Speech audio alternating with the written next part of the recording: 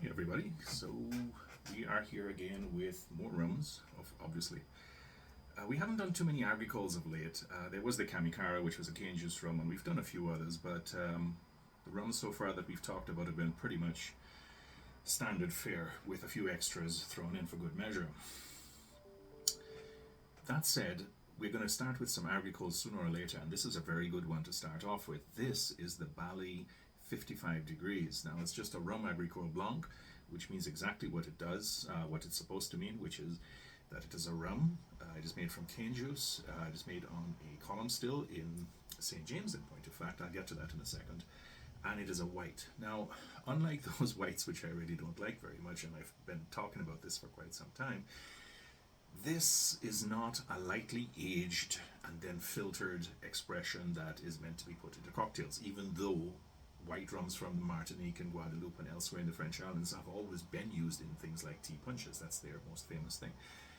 But these kinds of white rums really do demonstrate a lot of terroir, which is to say that they actually do reflect something of the quality of the land from which the cane actually springs, which is one reason I like them so much.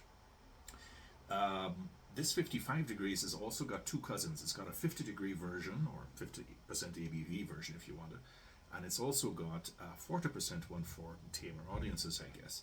Now, I don't entirely know why they decided to put a 55 out the door. Perhaps it was just that people were asking for it, and Mark Sassier from St. James, who controls the Bally brand, decided to do so. But be that as it may, this thing is really quite something. So yeah, I mean, one of the things I really like about agricoles is that they have this grassy, herbaceous note in the nose that is always there.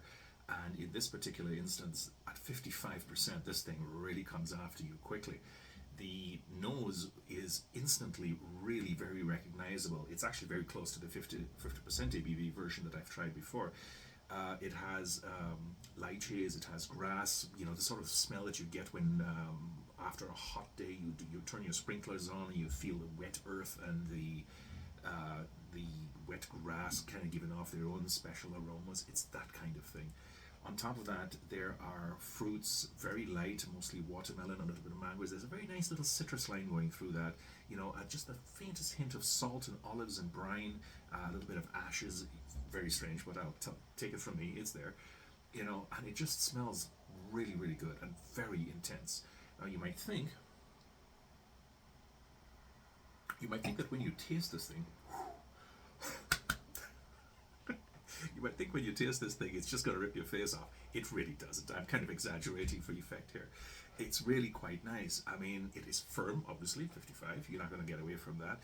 But it's not really that sharp. You just have to drink it with a little bit of caution. And yes, of course, you can dilute it. And of course, you can put it into your tea punch, which is, of course, what it's made for. But what you get at the end of it is something that tastes in and of itself really very nice. Again, you've got that herbaceous herbal note, you've got some dill, you've got some the sort of spices that you would put into a really nice soup, you've got olives, olive oil. There's a bit of sharpness to the grassy notes there, but you also get some watermelon, some nice. The citrus line kind of disappears after a while. You get a little bit more salt than anything else, but it's also really quite sweet. So cane juice and sap and that kind of thing. If you ever bit into a cane, start and peeled it off with your teeth, it's that kind of thing, right? So, all things considered, this is a really very nice rum, and it really is a good white. And I would buy this ahead of the 50 or the 40% version for very good reason. And I would certainly, you know, esteem it above all of these filtered ones. So here's the thing. There's no reason for filtered aged whites not to exist. Of course they do. They serve their purpose. They give you an alcoholic jolt into your thing, and they're cheaply made. They're column still. It's all very well and good, right? But something like this shows you what whites are capable of, and this is why I always recommend them so highly. I think they're really nice because they have something of the quality of the land about them. They've got an individualistic taste that you can't mistake any other way, and that's why I like them so much. I think they're absolutely worth a buy, and they should be bought whenever possible, even if it's only one at a time, to like Nesson or Bally or La Mauni or any of the great agricole makers from the French Caribbean islands or Reunion or Madeira, wherever. I think they should be bought. if only to give you a sense of what's possible with white rums, which is one reason, of course, I have 3 separate lists of 21 great whites out there, because I just can't get enough of these things. So I hope you do give it a try. If you ever do find it, go for the 50, go for the 40. It really doesn't matter. They all are quite pleasant, and this one's just a step above all of them. It's got an originality of all its own, and I can't recommend it enough. I'm going to give this one 8 to 6 points, and I think it's worth every single one of those. So that's it for today, and I hope you have a very nice day and go enjoy your drink. Take care. Bye bye.